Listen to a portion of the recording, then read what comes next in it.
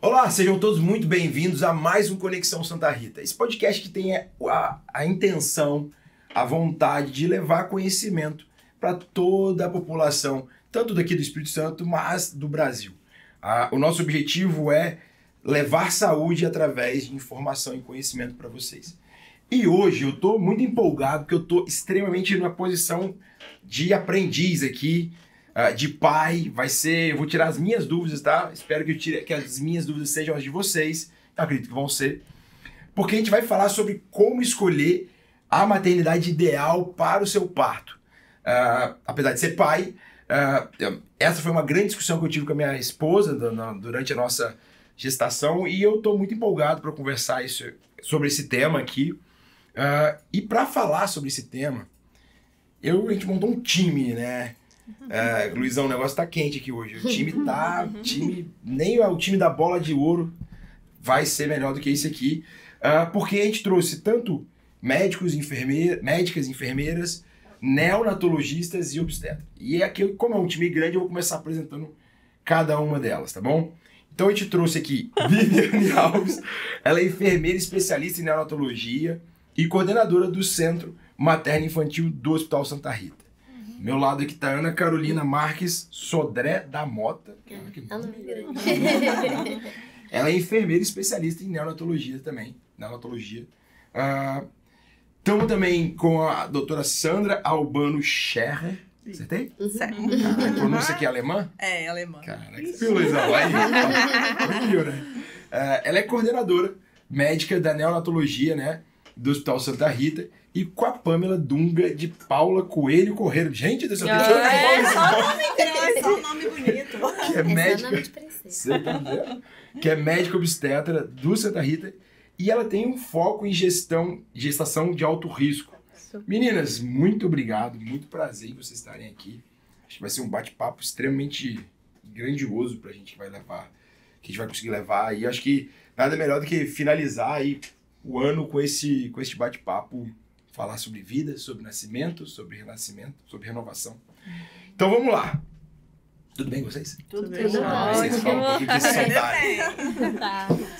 Meninas, vocês são em 4, então assim, eu vou organizar uma dinâmica aqui, eu vou perguntar e vocês começam a conversar. Porque se eu for direcionar para uma ou para outra, a gente... eu não quero cometer nenhum tipo de injustiça. Então assim, o que eu queria perguntar primeiro, que eu acho que é algo que está em pauta e eu acho que vai abrir o leque para a gente conversar muito. De uma maneira geral, na medicina, hoje, na assistência, a gente fala muito sobre humanização. Mas eu acho que em nenhum lugar dentro da assistência a gente fala mais de humanização, de personificação, de individualização, pelo menos eu como leigo nesse assunto, do que na materna infantil. Né? Tanto para a mãe quanto para o bebê. A humanização parece que é algo muito, muito, muito necessário. Então eu queria que vocês começassem explicando, desde lá da entrada dentro do hospital, do processo de parto e pós-parto, o que tem mudado do ponto de vista de humanização nos últimos anos e o que a gente tem assim, hoje de realidade de humanização? Então, a humanização foi um movimento que veio, né, frente a uma medicina intervencionista. Então, nos últimos anos, a gente tinha percebido que tanto para a obstetrícia quanto para a neonatologia, a gente estava fazendo muita intervenção, né? E essa intervenção, às vezes, não tinha tanto benefício, tanto para a mãe quanto para o bebê. Então, essa questão da humanização, ela veio no movimento de fortalecer o fisiológico. Então, é da gente acreditar que a mulher nasceu para parir, que tem toda uma fisiologia, que na maioria das vezes essa fisiologia vai funcionar sem a gente intervir e aprender a intervir só quando necessário, né? E junto a isso, a gente veio com a questão da autonomia da mulher, né? Então, infelizmente, o parto ele vinha de um movimento muito centrado no médico, na escolha do médico, na autonomia do médico, e a mulher, a família, ela às vezes não era o centro do parto. E aí esse movimento de humanização vem para fortificar, para dar autonomia, para dar conhecimento para a mulher, para que ela se sinta segura para fazer a escolha, seja parto normal, seja parto cesáreo, quem vai acompanhar, qual maternidade ela vai ter esse parto, entender o processo, entender os riscos. E eu acho que a neonatologia veio muito com isso também. Né? E em relação, né, a Pamela falou, essa questão, assim, antigamente o bebê era totalmente separado da mãe, né? E a gente, assim, vê muitas histórias, nossa, o neném agora já abre o olho, já tá todo ativo, porque o bebê era todo contido, separado da mãe, né? Ficava em outro local, às vezes a mãe nem conseguia ver o bebê direito, né? Então, isso tudo foi vendo os malefícios que isso trouxe para a criança, para o vínculo da mãe com o bebê. Então, logo que o neném nasce, ele vai para o colo da mãe, é o único local que ele conhece, né? É o corpo da mãe. Então, é o batimento cardíaco, é a temperatura, é a voz da mãe. Então, o bebê que fica ali no colo é um bebê muito mais tranquilo, aquele vínculo já se estabelece ali, a produção do leite, então é tudo muito perfeito, né? Então, essa humanização veio observando isso aí, a fisiologia, o que é o natural, entendeu? Lógico, o médico, o enfermeiro, toda a equipe tá ali para dar o suporte quando isso já não tá muito bem, né? Fugiu daquele fisiológico, e a gente tá ali para fazer isso, né? Para ajudar, para auxiliar. Mas na neonatologia, a gente viu muitos avanços em relação, por exemplo, o método canguru, né? Que é um benefício enorme para o bebezinho prematuro, né? Que o bebê, às vezes, fica horas e horas em contato com a mãe. Então, o benefício... Isso lá dentro pode ficar, entendeu? E aí, assim, contato o tempo inteiro. E tem locais que a gente consegue fazer que a mãe fica o tempo inteiro, ela faz as coisas com o bebê ali no colo, em contato. O bebê ganha peso melhor, o refluxo é menor. Então, assim... como os benefícios da humanização trouxe, tanto para a parte, né, da mãe e do bebê. Entendeu? É bem científico, sim, né? A humanização. Talvez até mais que em outros lugares. E mesmo que ele nasça não bem, que vá para a UTIM, a gente busca dentro da UTIM manter essa humanização. Mesmo que seja uma criança que não nasceu da forma que a gente gostaria. Então, dentro da UTIM, a gente busca deixar essa família, né, 24 horas com essa criança. A gente busca colocar esse bebê, mesmo em grave estado, logo no colo da mãe, para que ele possa sentir, ter esse primeiro contato. Então, gente, mesmo que seja um pouco mais difícil, a humanização veio para trazer toda essa qualidade aí também para dentro da UTIM. Eu tenho uma pergunta que eu quero fazer para vocês, eu quero só corroborar com o que vocês falaram agora. Eu tô aqui na função de host, assim, de entrevistador, mas essa história que vocês... As duas tocaram em coisas que eu tenho história pra contar, assim. Eu era um estúpido na gestação do meu primeiro filho. Não era que eu era um estúpido, eu talvez não tivesse o conhecimento, não tinha tido a oportunidade de ter um podcast como esse. E eu não... Meu filho tem 7 anos e eu não... Ele foi em parto cesariano. Acho que um pouco por algumas situações... A bolsa estourou às 11h40 da noite, era um dia muito frio, a gente foi para um hospital, eu não vou falar, vou permitir o nome aqui, mas era um hospital que eu não me sentia acolhido, com certeza não foi o Santa Rita. Que eu não me sentia, até porque 7 anos atrás nem tinha maternidade lá, então, para deixar bem claro. Então eu não me sentia acolhido. A sala, eu lembro que era um quarto que a gente ficou vazio, escuro, assim, 3 horas da manhã, 2 horas da manhã, a minha esposa com muita dor, a obstetra trava lá, legal, tentando dar apoio, tava com a gente, a enfermeira com a gente, mas assim, muito tenebroso, assim, o ambiente não tava um ambiente agradável. E aí, chegou um determinado momento, a gente conversou e falou assim, Isa, minha esposa, houve a pergunta assim, não dilatou nada, vamos fazer cesárea? Então tá bom, vamos. E eu meio que, assim, desde o começo empurrando, vamos fazer cesárea, resolve isso logo. E o que aconteceu? O meu filho nasceu às 3h40 da manhã. Ela teve um pouquinho de dificuldade da anestesia, assim, a anestesia demorou a pegar, depois pegou, então sentiu um pouco de dor. Eu fui com o menino pro pós-parto lá, pro berçário, a pediatra fez tudo, legal, não sei o quê, e eu fui com o Rafa pro quarto. A Isa só chegou no quarto, só teve o primeiro contato com meu filho às 7 horas da manhã. 4 horas depois, sabe? E que eu tô contando essa história? Porque a minha relação com meu filho, eu acho que foi isso, sabe? Mas... Que é legal, mas eu sinto que tem uma tem coisa uma diferença. que tem uma diferença. A minha relação com meu filho, ela é muito diferente, assim, ela é muito conectada, eu falo que eu fiz as Golden Hour, eu que fiz com ele. Só que eu acho que é bom pra mãe fazer. E aí na minha segunda filha foi diferente. A gente foi a postura 10 horas da manhã, num sábado de sol e tal, a gente foi, fez a analgesia direitinho, a obstetra teve com a gente, e eu já tava assim, não, vamos fazer parto normal. E, cara, fico arrepiado, vou chorar, talvez. Porque foi a coisa mais emocionante do mundo, assim. A gente ligou uma Ave Maria na hora, todo mundo junto. A Helena nasceu e botou no peito, e ficou.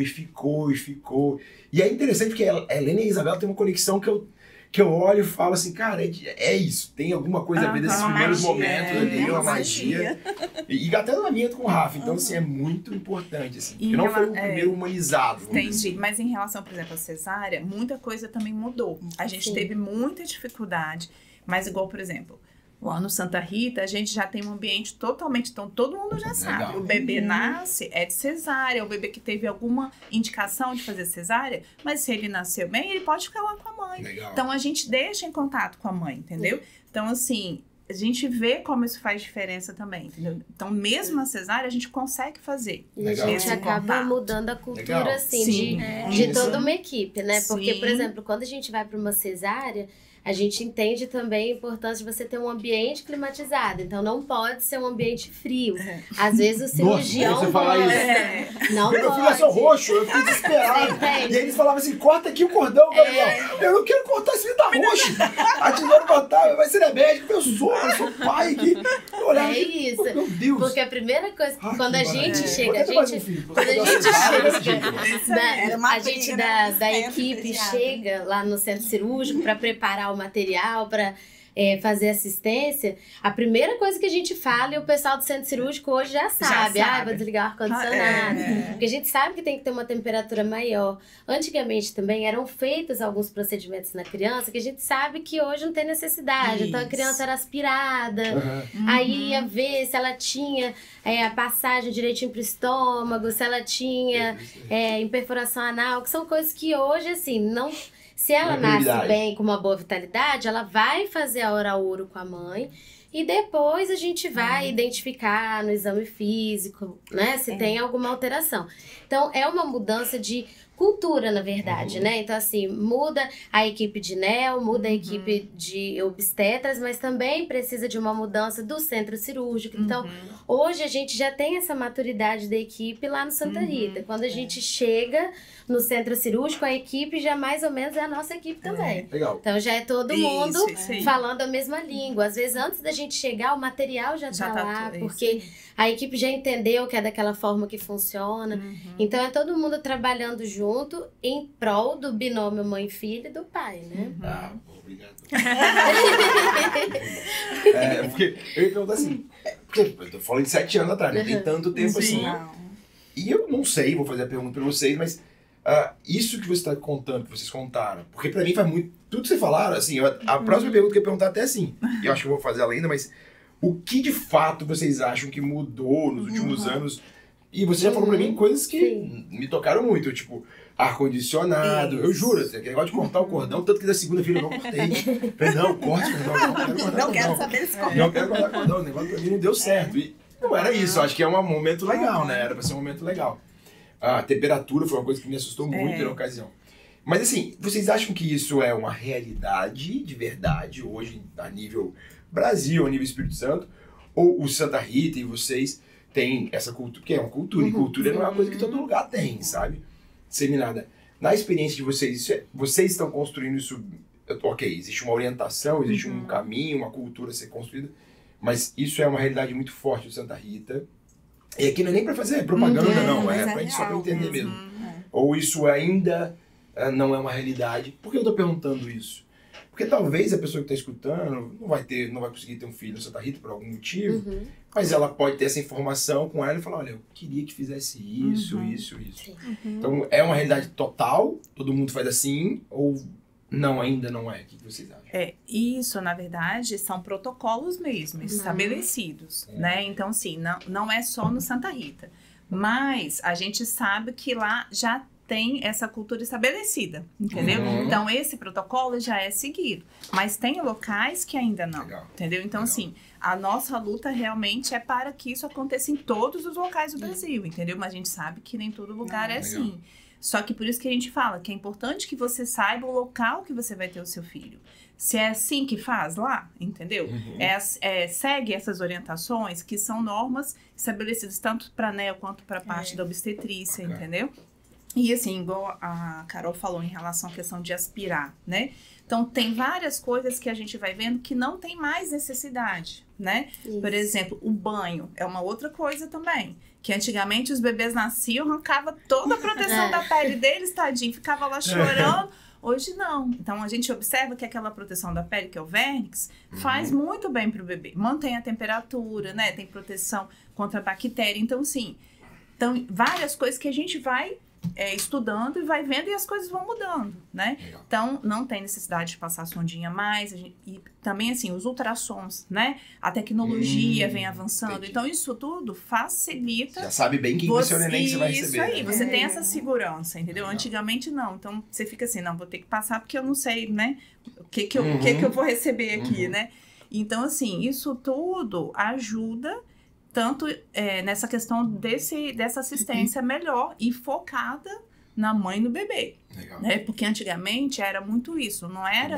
Era o médico. Tipo assim, o ar-condicionado era para quem? Era para o médico, né? Não, então assim, qual que é o meu objetivo principal? É a melhor assistência para a mãe e para o bebê. Então, a temperatura ideal é essa. Então, é isso que a gente vai fazer. O médico vai suar. E pronto. O obstetra vai desmaiar. Vai derreter. Vai brigar com a pediatra? Vai. Porque a gente também tá derretendo, né? Embaixo do berço. E a gente tá derretendo mais ainda, né? Falou em cima da gente. Aquele capote de plástico, né? Exato. Esse aquecidão, né? Sim. Mas 36 graus que a gente coloca dependendo até... A quando a gente sabe do que ambiente tem que estar em torno de uns 20, até 23 a 26 graus, mais ou menos. Agora, não é tão quente, né? Mas assim, aí você fica com a roupa e...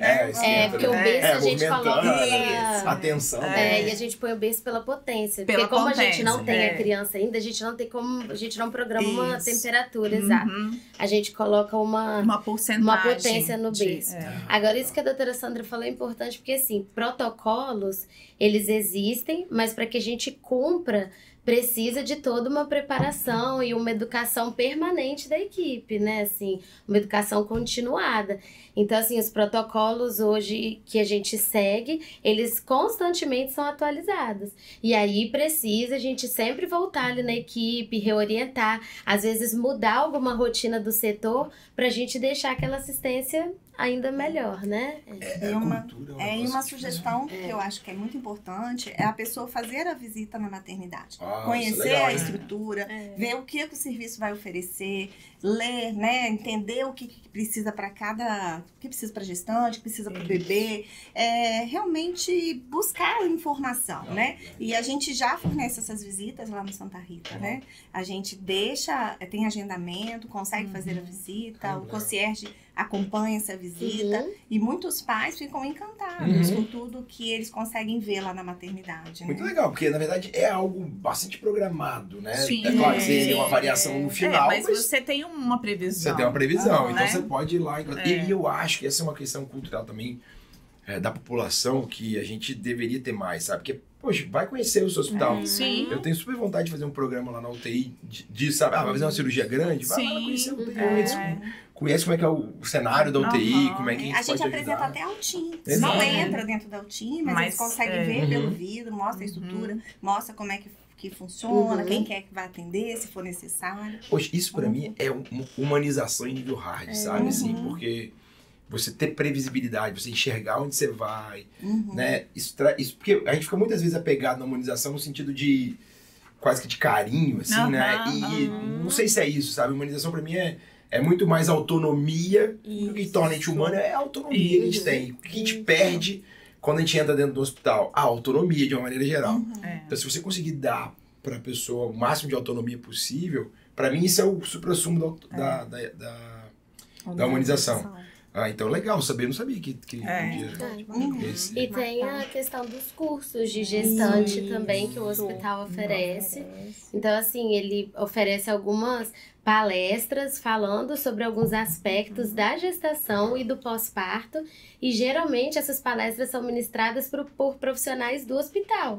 Então a pessoa vai no curso de gestante buscando informação, mas ela já começa ali mais ou menos ter uma referência de quem ela vai encontrar se ela escolher aquele hospital, né? Com certeza, né? Começa a criar uma conexão, né? Só para saber o tamanho dessa conexão, no último curso de gestante, de 21 pessoas, né? A gente conseguiu captar, que ganharam o bebê lá com a gente, mais ou menos umas 11 gestantes. Uau. Quase 50%. Porque conecta já era, né? Conecta já era. E teve umas que ainda foram no curso, mas o plano não cobriu esse essa Às vezes tem a questão do convênio.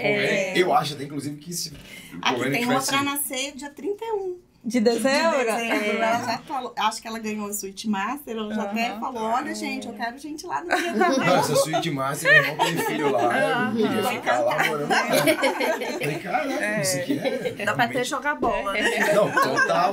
Não tem aquele problema de ficar amontoado de gente sem filho, porque tem tanto espaço. Vai pra lá e deixa ele aqui. Fora aquela estrutura, né, que separa o quarto da gestante, onde a gestante consegue ter privacidade, a família fica em outro ambiente. Aquilo é fantástico. É muito legal. Eu acho que é muito que ele falou do desconhecido, né? Igual você falou do quarto, de você não conhecer.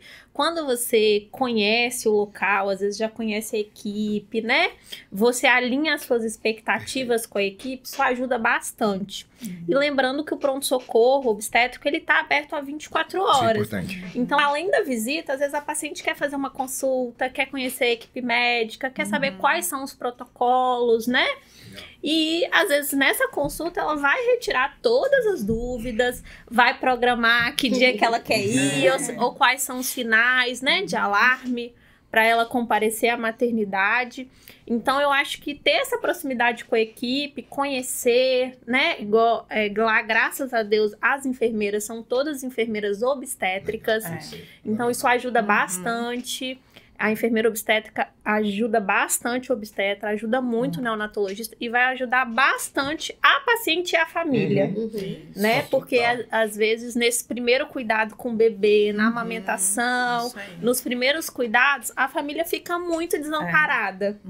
E infelizmente, às vezes essas orientações no pré-natal, elas não são bem esclarecidas. E aí a paciente chega, a família, né, desesperada. Aí, primeiro filho, então.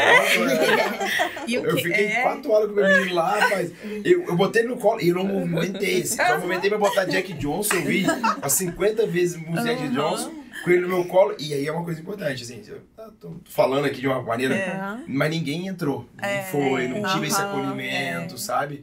E faz uma diferença danada, sabe? Eu tava lá com o meu menino sozinho, a gente mora aqui sozinho, meus pais e os pais dela estavam vindo de fora, demoraram a chegar, já era por volta do meio-dia.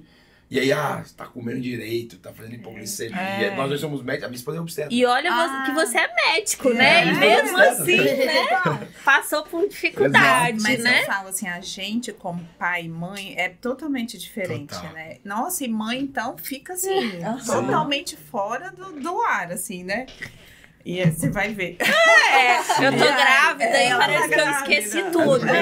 Meu primeiro filho. Não, a Isa, minha esposa, eu tô trabalhando mais com reprodução humana, mas aliás, exclusivamente com reprodução humana, mas quando a gente chegou aqui, nessa época ela ainda fazia os plantões. Na verdade, ela fazia vários plantões de obstetrícia.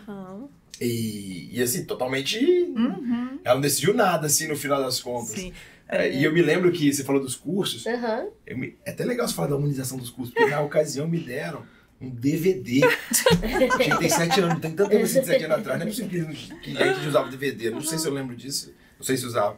Eu acho que usava. Acho que usava. Usava porque eu tenho uma de 9 e ela assistia DVD. Então, aí me deram um DVD com a cara da mulher fazendo um parto normal, assim. Com sofrimento, assim. Falei, gente, mas isso aqui é pra poder me convencer ao parto normal. Ao parto normal, eu não vou assistir, não quero. Aí esses dias a gente achou isso lá em casa, falei, Isabela, olha pra essa capa da gastura. Porque, ou seja, detalhes da humanização que fazem muita diferença, né? É diferente você ver um DVD com a cara que você ir lá, participar do curso. Igual a Pamela falou em relação à questão das orientações do pré-natal. E mesmo assim, a gente às vezes até faz orientação, só que são muitas coisas, né? E às vezes, por exemplo, pra você, né, pra gente que somos da área da saúde, já é difícil, imagina pra quem não tem nem ideia. Total, tipo, você vai falar, limpar o umbigo, eu falei, tipo assim, que é isso? E o que acontece? As pessoas hoje em dia estão tendo menos contato com crianças. Então, antigamente, um monte de primo, um monte de... É verdade. E aí você pegava um bebê. Hoje em dia, não, entendeu? Então, é difícil alguém ter contato com o bebê, às vezes. Então, não sabe nada, entendeu? Nada. Do universo do bebê, da criança, do recém-nascido. Então, assim, é muito... Então, tem que ter esse apoio, né? Tem que ter essa proximidade, chegar lá, ensinar, pegar, igual você ficou lá esse tempo todo só com ele, sem ninguém entrar e te explicar, te orientar. Então, isso faz toda a diferença. Não, e faz mesmo. De uma maneira com o pai, né? Olha só, eu quero fazer uma pergunta aqui que eu acho que não estava nem no script, mas vocês falaram, eu fiquei curioso pra perguntar. E acho que é uma curiosidade que assim, minha função aqui é tentar trazer dúvidas do povo, vamos dizer assim. E assim, até mais pra turma da ANEL. Quem pode pegar o neném depois que nasce? Assim, lá no quarto, lá, vai. Não é nem no quarto, mas porque assim, digo, um monte de parente quer ir visitar, eu nunca entendi. Porque ao mesmo tempo que você fala assim, não, gente, não é pra todo mundo, mas eles fazem lembrancinha. O que acontece? A gente sempre orienta, né, igual na questão do trabalho de parto, do nascimento, que esteja a pessoa que a mãe deseja, né? Então, assim, quem que ela quer, que ela tem segurança, que vai apoiá-la naquele trabalho de parto. Porque é um momento, assim, que ela precisa de alguém que ela confie e que vai ajudar. Porque vai ter momento que ela vai falar que ela não quer mais. E, na verdade, não é que ela não quer mais, é que ela não tá aguentando, ela tá cansada. Então, ela precisa de alguém que esteja junto e tem o mesmo pensamento dela, né? Então, ela quer muito, ela se preparou, ela quer aquele momento. Então, adianta, às vezes, ter aquele monte de gente falando, atrapalhando. Então, não é o ideal. Então, primeira coisa, escolher alguém que esteja em sintonia com ela. Legal. Aí, outra coisa, pode ser o pai, pode ser a avó, então quem ela escolher. E a gente sempre orienta, por questão do hospital, não ter muita gente, né? Até por questão, assim, do controle, né, de infecção, o risco ali com o bebê, com a mãe. Então, a gente tem que ter um ambiente seguro, né? Então, a gente orienta que tenha um acompanhante e, às vezes, tem muitas pessoas que têm um fotógrafo, então é autorizado lá no hospital, isso já é normal, né? Então, isso não tem problema. Então, geralmente é assim. E aí, nasceu o bebê, o pai tá lá, o acompanhante vai ficar com o bebê lá, junto com a mãe. Às vezes, tem outros familiares lá de fora esperando. Se a mãe autoriza, a gente libera a entrada, entendeu? Só que, assim, sempre cuidando, né? Isso aí, assim, sem esse tumulto, entendeu? Pessoa, entra outra, isso aí. Né, com esse volume controlado. Em relação... Senão vira uma feira. E aí, em relação à questão das visitas à maternidade, eu acho que uma das poucas coisas que o Covid trouxe pra gente é essa questão desse cuidado com a transmissão de vírus. Então, isso ajudou a ter menos visitas, entendeu? Então, assim, porque o recém-nascido é um bebê que ele ainda não tem imunidade completa. Então, às vezes, a pessoa vai dar um espirro ali e ele vai pegar uma infecção, entendeu? Então, a nossa orientação é realmente que tenha menos visitas possíveis. Então, mas isso é de cada um. Né? Então, a orientação nossa é essa, entendeu? Então, se o pessoal tiver que fazer um monte de lembrancinha, não precisa fazer tanto. Não precisa. Já faz umas 10 lá e tá bom. Faz coisa que não estrague, entendeu? Exato. Pra poder depois medir tomar das vacinas. Faz coisa que não estraga, não, porque coisa que não estraga é pior. É pior, né? Mais caro, né? Você tem que guardar. A pessoa que vai pega aquele negócio tem que guardar. Lá em casa tem um monte de guardar de uns crianças que eu não quero mais vir na vida e ter lá guardada a lembrancinha. Porque quando você faz coisa de comida, né, tem que sair logo, porque senão vai estragar. Exato. Faz videochamada, né? Tem que nasce, aí já faz videochamada com a família toda. Aí. É muito comum e uma coisa que antes a gente nem pensava, né? Exato. Videochamada deu uma resolvida nisso. Igual, por exemplo, às vezes a gente tem, assim, várias vezes aconteceu, tipo, o pai tá embarcado, né? O pai tá viajando, não conseguiu. Então, assim, isso facilitou um pouco, né? Aproximou um pouco. Então, a gente tinha muito preconceito com isso, né? Essas consultas online, essas coisas online. Hoje não, já é uma coisa mais natural. Na verdade, ela é uma ferramenta até de humanização. Sim, porque às vezes o que acontece? A gente tem algum agravo na saúde da mãe. Às vezes a criança ela nasce até bem, mas ela não tem também como ficar sem um cuidador. Às vezes ela acaba ficando com a gente na UTI por essa ocasião. E aí, quando a mãe já tá melhor, a gente consegue também mostrar a criança para ela, mostrar que tá tudo bem, né? A gente faz ali um acompanhamento multi, o psicólogo que atende a mãe vem aqui, conversa com a gente, como é que estão as coisas. E a gente define ali junto com a família também, se naquele momento é importante para a mãe, se, né, aquilo vai ser benéfico para ela. E aí a gente também pode favorecer isso, né? Da mãe mesmo, na impossibilidade dela estar junto com o bebê logo depois do parto, a gente também mostrar como é que a criança tá, dar essa informação para ela, se às vezes é uma coisa que vai tranquilizar, vai ajudar no tratamento dela. A gente já fez, porque eu sei que nenhuma de vocês estavam. Não estava, acho que você talvez estivesse. A gente que de mãe ficou na UTI. Isso, que fez a videochamada. A Uhum. mãe ficou lá na UTI, a gente fez videochamada. A gente tenta da melhor forma possível fazer essa aproximação o mais rápido possível. Mas quando não a videochamada veio pra... E recente a gente tem até um bebezinho lá que a mãe ficou na UTI. Foi. E ela descia com a bomba de niprit. Foi totalmente. E ela visitava o neném e voltava, entendeu? Então assim, nossa, como que essa mãe ficou feliz, entendeu? Eu lembro quando a gente teve essa discussão, a gente falou assim, tava um monte de gente querendo empecilho. E a gente falou, não, chega de empecilho. Eu ainda falei assim, eu me lembro que eu falei isso até lá interno, lá na UTI. Se não tem problema Pro do ponto de bebê. vista do bebê e a obstetra falar coisa, eu não quero saber, não, vou fazer acontecer. Sim. Porque a gente levar o paciente do lado pro outro, a gente deixa pra gente. Agora o problema é neném e a mãe, assim, né, obstetra. E a Carol falou em relação à questão de equipe multi, né? Então, assim, isso é muito importante, assim, pra gente, então, né, da neonatologia faz muita diferença, né? Fono, psicólogo, fisioterapeuta, então, assim, e todo mundo com essa visão também da humanização, né, do cuidado com o bebê. Então, assim, essa assistência, ela é completa, né? Quando a gente tem essa equipe multi, entendeu? Então, isso ajuda muito. Barra, né? Assim, é um negócio meio... É porque, na verdade, assim, a NEO, a gente não trata de um paciente. A gente tem um paciente, que é o bebê. Mas a gente tá com a família toda. Então, assim, não existe o cuidado dissociado da família. Então, é igual quando a gente conversou muito no Novembro Roxo, né? Que é o mês da prematuridade. A gente tem o assistente social, o psicólogo. Carol, mas a criança... Eu não falo. Ela vai falar que ela tá abalada. Mas quem a gente tem que dar esse suporte é a família. É o pai, é a mãe, que talvez, né, talvez não, ninguém tá preparado para uma situação dessa. A gente tem o serviço social junto, a equipe de nutrição. Por quê? Porque dentro do contexto de NEO, às vezes a restrição não vai ser pro bebê, às vezes a mãe tem uma dieta restritiva e vai estar amamentando. Então a gente tem esse olhar para a mãe também. A gente tem os demais, todos profissionais que trabalham com a gente, o pessoal da farmácia que trabalha com a gente também. Então, assim, é toda uma equipe envolvida em dar o melhor cuidado e assistência para o bebê e para a família, que vai estar lá junto com ele. Né? Fora que o bebê na UTI é assustador, né? Porque a mãe não sabe o que ela vai esperar, ela não planejou deixar um bebê na UTI.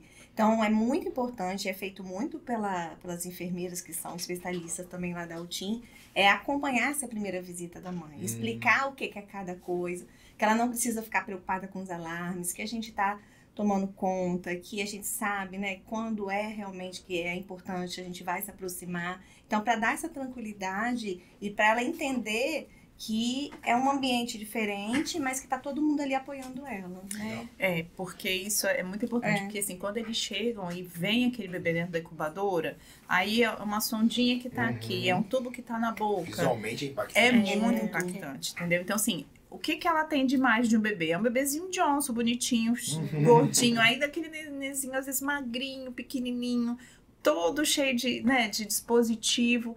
Então, assim, ela fala, nossa, a única coisa que ela deve pensar assim, gente, meu filho tá sofrendo. Sim. Né?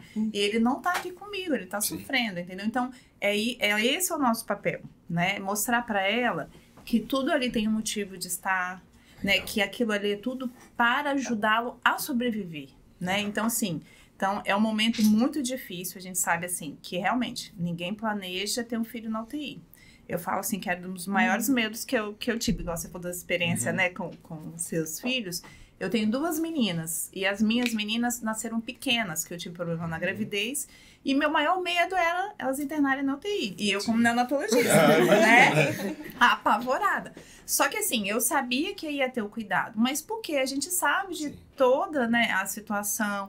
Então, assim, e esse conforto de você ter confiança e segurança no profissional que está ali, isso faz toda a diferença. E eu acho que dentro da equipe multi também a gente fala da equipe da maternidade. Porque pra gente que é da UTIM, existe essa comunicação prévia com a maternidade. Então, quando tem alguma possibilidade de internar uma gestante que tem um bebê prematuro ou que tem alguma condição que possa representar algum risco para o bebê, a gente é previamente comunicado. Então, assim, se essa pessoa... Porque, assim, prepara a equipe, então, assim, já fica um leito preparado para aquela criança, já fica uma comunicação de mais ou menos o horário, o que pode acontecer, e ali a gente vai se comunicando até que chega, talvez, o momento de evoluir, né, para uma cesárea ou para um parto normal, e talvez essa criança precisa entrar. Quando ela precisa entrar, a gente já tem informação de qual é a idade gestacional, de como foi o histórico dessa mãe, por que ela chegou aqui, por que ela precisou ter esse parto prematuro. Quando a mãe fica até um tempo maior internada com a gente da equipe da UTIM consegue até abordar essa mãe antes. Legal. Né? Como a gente teve o caso de uma paciente que ficou, acho que quase um mês com a gente internado na maternidade, e o bebê foi um prematuro extremo. Caramba. Mas a gente conseguiu conversar com ela antes, a gente foi como equipe da UTIM, a gente se apresentou, que se algo acontecesse, a gente esperava que não, mas a gente ia estar lá para cuidar do bebê dela, né? Então, assim, ela já conhecia os enfermeiros da UTIM, conhecia um ou outro médico de lá. Então, essa comunicação entre a UTIM e a maternidade também é muito importante. E não é tão comum, né? Não, lá no Santa Rita a gente sabe... Joguei agora aqui, tô saindo. Não, você jogou a bomba não é muito comum mesmo, não. A gente pediatra sofre, às vezes, em outros locais. Caraca, olha, pediatra sofre. Agora vai. Só réplica, vai. Só réplica. Não, então, e isso é uma coisa que você falou, né? Infelizmente, eu já trabalhei em outros locais que às vezes não tem UTIM, não tem UTI materna e nem sempre a gente consegue fazer essa transferência conjunta. Então, a paciente ter essa retaguarda de saber que se tiver alguma intercorrência com o bebê, ela vai ter uma vaga de UTIM, ou se tiver uma intercorrência com ela, ela vai ter uma vaga de UTI no hospital e ela vai ficar próximo do bebê, isso dá uma tranquilidade, né? Porque a gente já viu casos de às vezes transfere a mãe, o bebê fica com o pai, aí o pai tem que se locomover e às vezes a gente acaba transferindo para onde tem vaga e não necessariamente é um local próximo, né? Ou às vezes transfere a mãe e o bebê fica. Então é uma situação muito estressante, né? Para a família, para o bebê, para a mãe. Então ter essa retaguarda de UTI e de UTIM, eu acho que se a paciente tem essa oportunidade de escolher, com certeza é uma segurança que faz diferença, né? É o que até a gente estava pensando, né?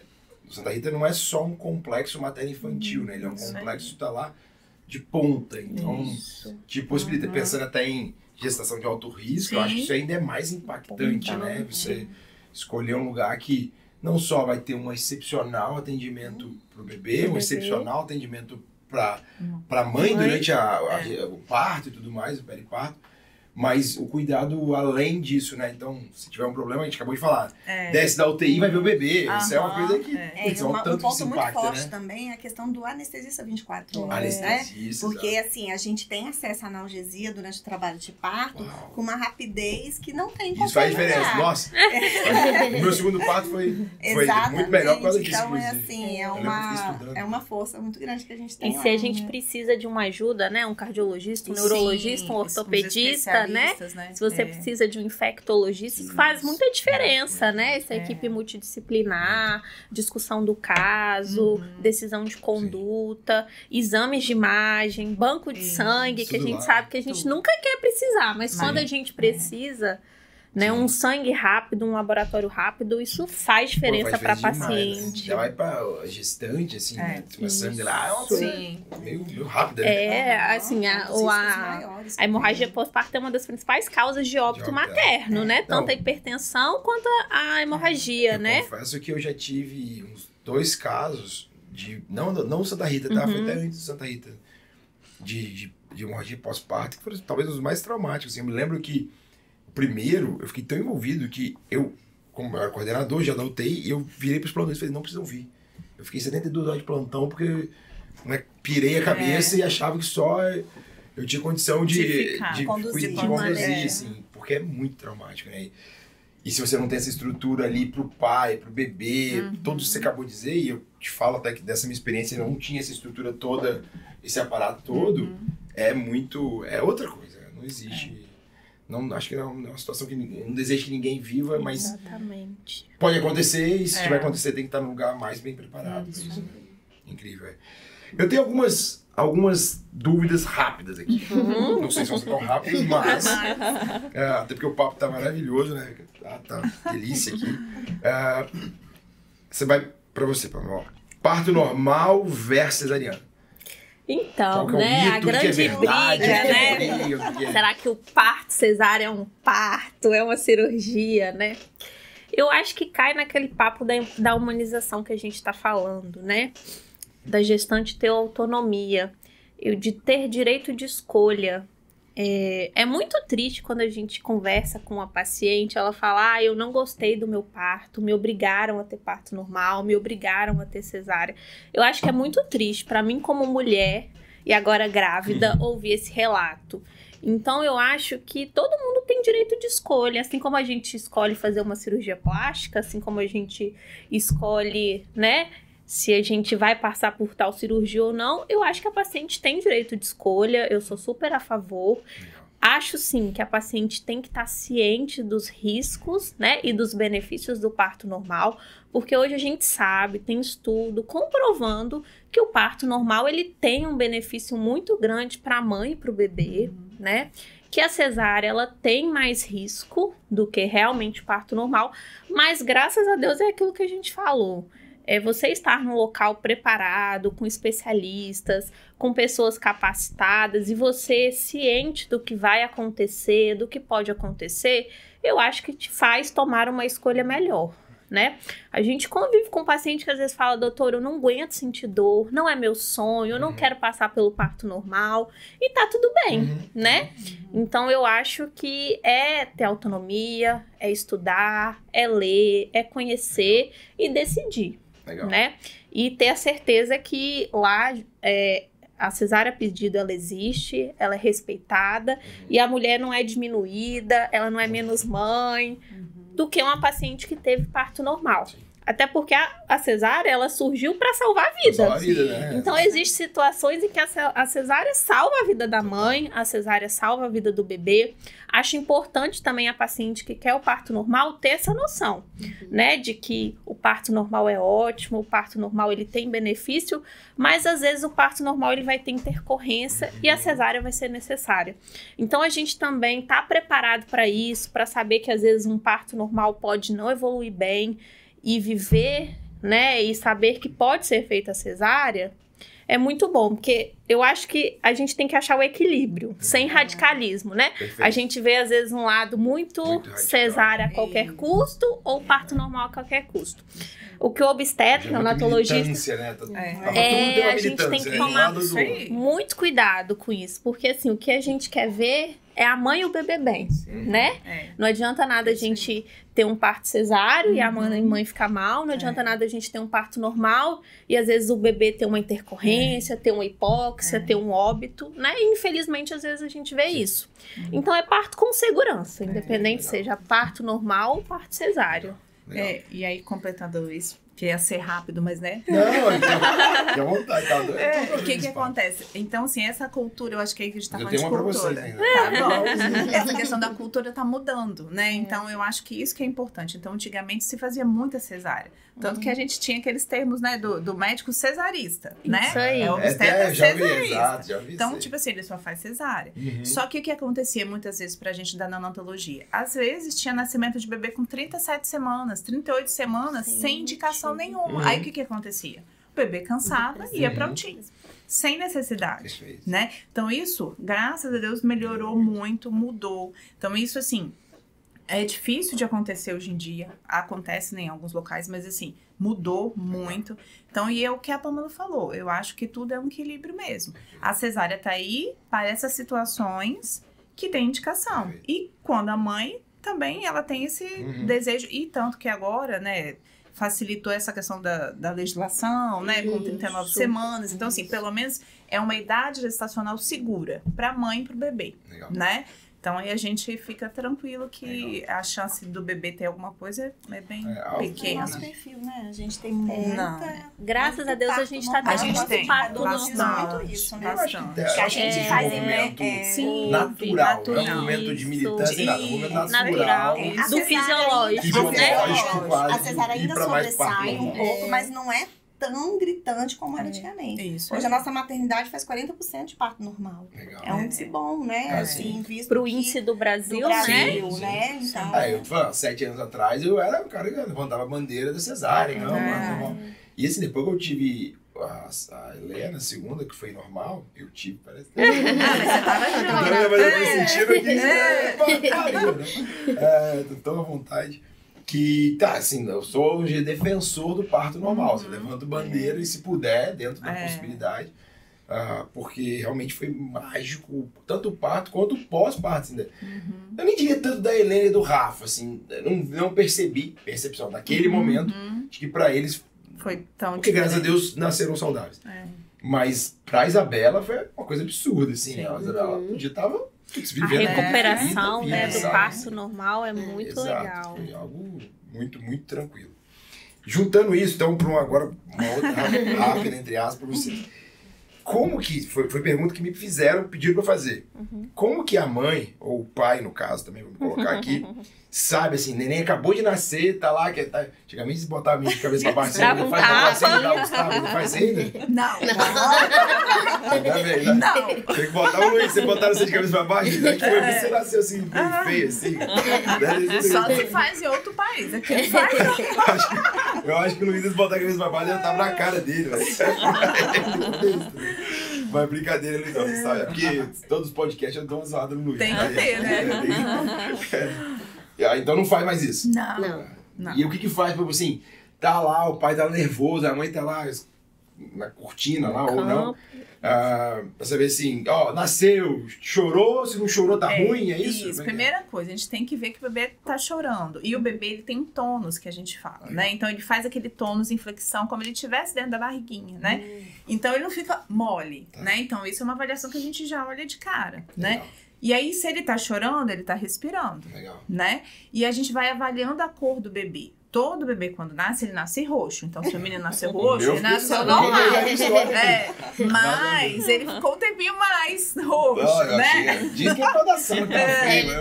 Eu ainda acho que foi quando eu cortei que ele cortou errado. Cortou o lugar errado. Mas todo neném nasce roxo, né? Então, isso é normal. Então, não tem aquele desespero que o neném nasce roxo que eu tenho que tirar da mãe. Não. Ele vai rosando, né? Porque dentro da barriga, a oxigenação é menor. Então, ele tá habituado a essa oxigenação dentro do outro.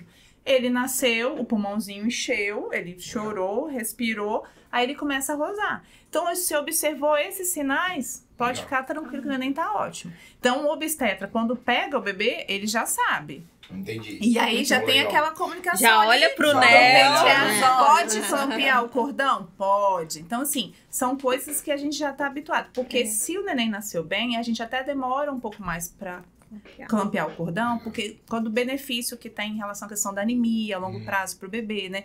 Antigamente, não. neném nascia, já clampeava o cordão, entendeu? Já ia. Agora não. Então, fiz a coisa certa. Demorei a cortar. Você demorou, foi bom. Foi errado. E aí, então, e fica em contato com a mãe, né? Então, assim, aí às vezes realmente tem os pais, as mães ficam assim, mas ele tá bem? Ele tá bem? Tipo assim, tá. Então, o neném chorando, gritando, ela tá perguntando se tá bem, entendeu? Então, esse é o principal. Mas se demorar um pouquinho pra chorar, pode demorar um pouquinho? Pode demorar um pouco. Às vezes demora um pouco. Pode demorar. E aí a gente estimula, seca o bebê, porque às vezes pode estar um ambiente frio, né? Então a gente seca, estimula e o bebê chora e é engraçado que às vezes coloca do lado da mãe, aí ele para de chorar, né? Porque normalmente a cesárea hoje. Aí não, ele parou de chorar. Então você tá respirando, tá tranquilo. Então por isso que é importante a gente estar ali observando. E às vezes ele precisa de um auxílio ali no início. Então. Não ficou muito... Não, e não ficou muito bem. Aí, quem é assim, geralmente da enfermagem, a gente fica ali só olhando e aguardando. O obstetra pega e a gente também já se entende se a criança vier pra gente. E aí é muito um trabalho assim, da enfermagem e do médico, do NEO. Mas o NEO sempre vai comunicando pra família. Então, geralmente, essa comunicação é mais com o pai, porque quem tá melhor, a mãe tá ali deitada, mas os dois estão numa posição que eles conseguem ver que a gente tá com a criança. Né? E então, tudo que a gente faz, né, Carol, é ali do lado. Então você não tira a criança de perto da mãe. Então tá toda a assistência que está sendo feita, os pais estão vendo. Claro que a gente não consegue falar o passo a passo a todo momento, mas é esclarecido para eles. Olha, ele vai precisar que a gente faça alguns procedimentos aqui, e aí a gente já vai conversar com vocês, a gente vai explicar tudo. Porque às vezes é algo muito transitório, a gente leva e depois já pode voltar para ficar com a mãe. Às vezes é uma coisa que a gente precisa de um pouco mais de tempo, mas essa comunicação é feita. Se o pai quiser se aproximar, porque a mãe às vezes está impossibilitada de chegar mais perto, mas o pai pode, então ele fica ali junto com a gente também. A gente faz uma explicação assim que der. Então, a todo momento, eles são mantidos informados do que está acontecendo e também podem ver. Né? Alguns ficam mais tranquilos, outros ficam mais nervosos, mas a gente vai ali sempre informando, porque a realidade é sempre melhor do que a imaginação, né? Na nossa cabeça a gente cria coisas que às vezes são muito piores, então o melhor é que a gente sempre tenha essa comunicação e esse vínculo desde o início. Se precisar de alguma coisa, a gente faz, comunica, eles estão ali perto, estão vendo. E no caso de precisar descer com a gente, o obstetra sempre vai lá com a família e explica o que está acontecendo. Conversa, olha, aconteceu isso, né? Tá um pouco cansado, tá... Às vezes acontece, a gente precisa dar um suporte agora. E aí, mas a criança, antes de ir pra UTIN, ela passa pelo pai e pela mãe. Mas você falou um negócio que me fez pensar numa outra pergunta aqui, uma outra dúvida. Por exemplo, a maior parte das vezes que o neném vai pra UTIN é por algo grave ou a maioria das vezes é algo transitório, assim? Não sei se tem essa estatística, mas é só por uma questão... Na verdade, assim, depende muito do local também. Onde, por exemplo, tem hospitais que são de alto risco. Então, praticamente todos os nascimentos ali, né, a maioria vai ser para isso. Mas de uma forma geral, não. Tem muitos bebês que têm essa taquipneia transitória, que é uma adaptação mesmo do bebê, da respiração quando ele sai, né, do útero, para a respiração aqui fora. Então, às vezes, vai ficar lá uns 2, 3 dias, né? Melhorou, se adaptou e vai pro quarto, entendeu? Mas não necessariamente é grave. Na verdade, isso está muito relacionado à idade gestacional que a criança vai nascer. Porque quanto menor a idade gestacional, muito provavelmente maior é o suporte que essa criança vai precisar. Então, ela pode realmente ser um pouco mais grave, ter uma condição um pouco mais grave, precisar de mais dispositivos para assegurar a sobrevivência dela. E quanto maior a idade gestacional, às vezes realmente é só um suporte que a gente precisa dar nessa adaptação da vida extrauterina. Não é necessariamente que a criança tenha uma condição muito grave, mas a idade gestacional costuma estar muito relacionada ao quadro de gravidade que a gente vai ter do bebê. Os obstetras lutam para deixar na barriga. Por isso que as obstetras lutam para deixar na barriga. Esperar entrar mais de parto, né? Isso faz muita diferença. A gente estava falando dessa questão da cesárea, né? Se a paciente mesmo sabendo dos riscos, opta por parto cesáreo, a gente sabe que hoje tem benefício aguardar o trabalho de parto, né? Então, por isso que às vezes a gente estimula... Mesmo quem vai fazer cesárea, espera o trabalho de parto. Sim. O neném nasce melhor, Muito. o risco de hemorragia pós-parto, de hipotonia uterina é menor, então tem menos risco para a mãe e para o bebê. Legal. Então, por isso que a gente bate nessa tecla, paciente não quero, mas pelo menos entra, começa a ter uma contração. Seja uma dorzinha só sente o parto, só sente o parto, sente o parto. Só uma dorzinha. Porque, assim, faz toda a diferença pra gente, E essa né, condução dos desse bebês. parto de alto risco, da prematuro, né? Ter uma pessoa que leva isso muito a sério, a importância de deixar na barriga, né? De ter um profissional que entenda isso, faz toda a diferença quando o neném nasce. Legal. Faz, a gente passa até no nosso plantão da tinha criança que nem nasceu ainda. Olha, aquela gestante, Tem 28 semanas. Ela tá lá quietinha, tá? Não tem risco de Deixa nascer quanto mais tempo na barriga, melhor. E é isso que é interessante, né? Assim, na questão da evolução, né? Do conhecimento. Antigamente, tirava os bebês por qualquer coisa, entendeu? Nossa, assim, hoje em dia com a questão, né, do ultrassom mais detalhado, mas aí consegue visualizar melhor essa questão do sangue chegando pro bebê, da nutrição. Então, esses detalhes fazem a diferença, né? Tanto na evolução do bebê, da mãe. Então, assim, como que é essa tecnologia avançada, isso também auxilia. Então, e a gente tem todo esse suporte lá, Eu né, acho no que hospital. a comunicação entre, assim, a obstetrícia e a ANEL é algo que mudou muito também. Porque antes, assim... Porque existe a possibilidade de fazer o corticoide na mãe antes do prematuro nascer. E assim, isso é muita comunicação. É você esperar, talvez, se for o caso, se puder esperar para fazer o parto, pelo menos para ela fazer aquele corticoide. Porque aquilo é benéfico para a criança depois, se ela precisar nascer prematura. E eu acho que quando eu entrei na área, assim, isso... acontecia de vez em quando, quando dava, assim, a realidade de eu fazer o corticoide. Isso, mas assim, hoje, e por exemplo, lá no Santa Rita, onde a gente tá, isso é muito diferente, assim. Então, se existe realmente a indicação, se aquilo tá evoluindo de fato para um parto que não vai ter como a gente evitar, então a gente já favorece que a mãe faça a medicação. É muito difícil a gente pegar algum prematuro lá que a mãe não tenha feito corticoide. A gente observa que a evolução da criança é diferente também. Claro que existem situações que não tem o que fazer, não dá pra esperar. Mas eu vejo que, assim, essa comunicação médica também é diferente. Legal. Meninas, assim, tá maravilhoso o papo. Eu não quero parar, porque vocês falam, já vem uma dúvida aqui, mas, enfim, pra não... A gente tem um certo... uma ideia de tempo, até pra ficar muito, muito agradável também pra quem tá escutando. Mas antes, eu só queria, antes de encerrar, assim, a gente conversou muito e falou muito sobre várias coisas que o Santa Rita, especificamente, tem, que vocês trouxeram de cultura, trouxeram de capacitação, de especialidade de vocês para dentro do Santa Rita e foi desenvolvido. Eu até tinha uma pergunta para falar assim, me destaquem o que vocês acham que o Santa Rita tem de diferencial. Acho que o podcast inteiro demonstra isso, não pelo Santa Rita só, mas por vocês. Então vocês, já, na minha opinião, já são um diferencial do Santa Rita, sabe? Só a relação, como vocês falam. Pra mim, não precisava nem falar, não tivesse nenhum ultrassom no Santa Rita já teria um diferencial. Mas tem alguma coisa que a gente não falou aqui que vocês gostariam de, ou que vocês se lembram de destacar que o Santa Rita faz, que vocês acham que é uma coisa muito específica, muito única? De novo, acho que a gente já falou tanta coisa que eu não sei nem se vocês vão lembrar de alguma coisa específica. Mas tem alguma coisa para acrescentar, complementar o que a gente falou? Acho que a gente falou. Vocês responderam todas as perguntas, né? Agora eu acho que tem. Lá, assim. Vai, solta, Carol. Você tinha que abrir a caneta.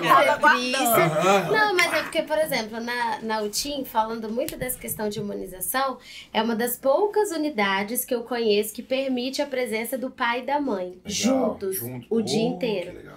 Então, assim, no momento da noite, né, vai ficar um só, mas eu acho que favorecer em qualquer momento da vida da criança e do adolescente a presença do pai e da mãe juntos no tratamento dele é um diferencial. Assim, acho que é totalmente diferente, porque a mãe tá passando por um momento, assim, de fragilidade, o pai também, mas, assim, eles juntos são a rede de apoio que a criança precisa para se recuperar. né? Então, eu acho que isso é um diferencial, porque eu não vejo isso em muitas unidades. A presença do pai ou da mãe, e quase todas as unidades têm, porque são crianças, né? A gente tem um estatuto de criança e adolescente, enfim. Mas os dois juntos, até por uma questão de estrutura física, geralmente não é permitido. E lá a gente consegue favorecer isso seja para os prematuros ou para as crianças maiores. Então, eu acho que esse é um fato que eu destacaria. E que vai de encontro, assim, com a cultura do hospital, né? Esse cuidado, essa humanização, entendeu? Então, realmente... E fora a estrutura, né? A estrutura da maternidade é uma estrutura fenomenal. A gente tem equipamentos de ponta, né? Com uma tecnologia bem avançada, uma sala de parto com banheira.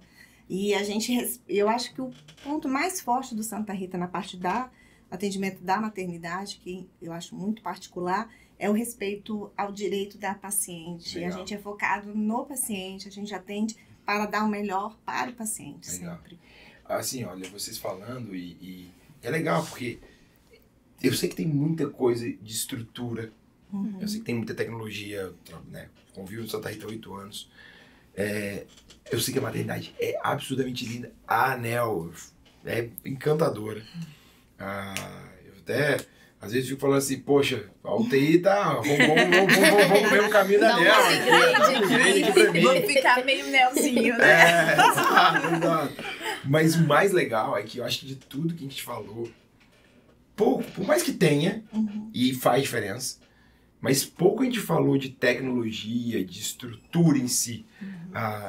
Porque eu acho que o grande diferencial de inovação, eu diria até, é justamente essa relação. A relação do obstetra com o neonatologista, com o pediatra, que é uma relação de extrema harmonia, a relação de equipe multi, a construção toda de multi, e a construção de um ambiente familiar para quem está ali, né? Tanto seja que o paciente vá para a UTI, para o TIM, tanto que ele vá direto pro quarto, fique bem no alojamento.